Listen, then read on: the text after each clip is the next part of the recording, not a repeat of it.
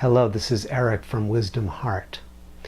When I was about 6 years old, 7 years old, growing up in New York City, I was obsessed with Roy Rogers and Cisco Kid. These were all these cowboy shows. I wanted to be a cowboy. I wanted to, ride a horse. I wanted to be able to camp out on the range and sleep under the stars. But I was growing up in an apartment in New York City. So in lieu of getting outside under the stars, my mother let me camp out in the living room on the hardwood floor. Yes, the hardwood floor. Now the hardwood was really hard and uncomfortable, but I enjoyed that experience because whenever I would roll over and I would feel my bones pressing against the hardwood, it would be an indicator to me, I'm on the path of becoming a cowboy. So what does cowboy and camping have to do with spiritual practice? As you engage in sustaining and deepening your spiritual practice, as you learn to work with your body in ways that create a state of full attention without any tension, as you begin to connect with your breath in a way that allows you to feel the pulse of life itself moving through you, as you balance your consciousness and open to that which is ever present, you're going to come up against something that will feel uncomfortable, harder than hardwood floor. You're going to come up against the boundary of your own conditioning. The boundary of your own conditioning that seems to separate you from life itself. Now the truth is, you are a part of life, and you cannot be apart from life really in any way. But the paradox of conditioning is that it blinds you, it blinds me, it blinds the conditioned entity from experiencing that influx, that communion, that renewal that happens when life is breathing through you. Your current state of consciousness was conditioned in the past.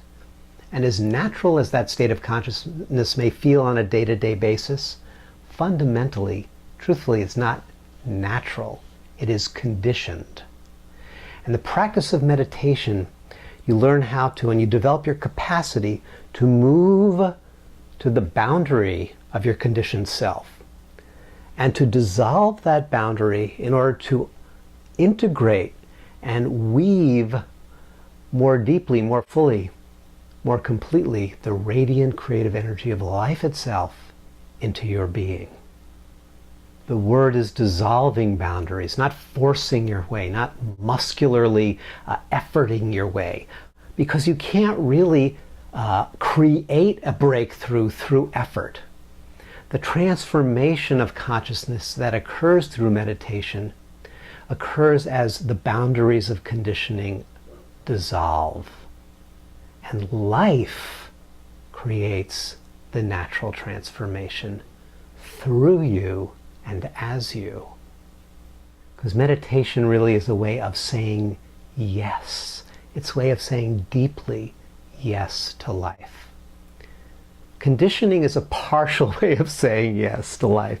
It's a way of, I've said yes to this much of life, but there's more to life. There's greater depth, greater meaning, greater beauty, greater creativity.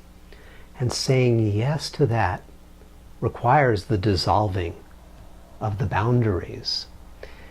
You can think of meditation in a sense as a movement from beauty to greater beauty. It's a movement of meaning to deeper meaning. It's a movement from goodness to more complete experience of the goodness of existence.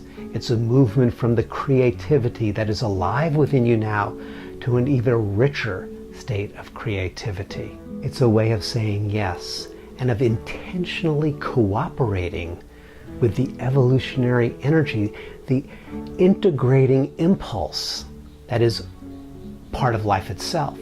Life is a movement of creativity.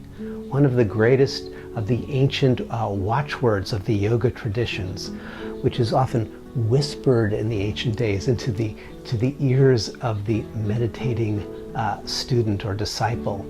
The guru would lean over at a particular moment of sensitivity and whisper these words, which were, Aham Brahmasmi.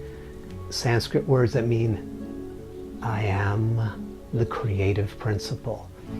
Saying those meaning to the person, you are the creative principle. You watching and listening to me right now, you are the creative principle.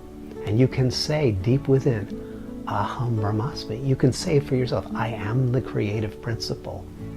That is the nature of life itself, moving through you and expressing as you. Through meditation practice, you consciously and intentionally cooperate with that current of creativity.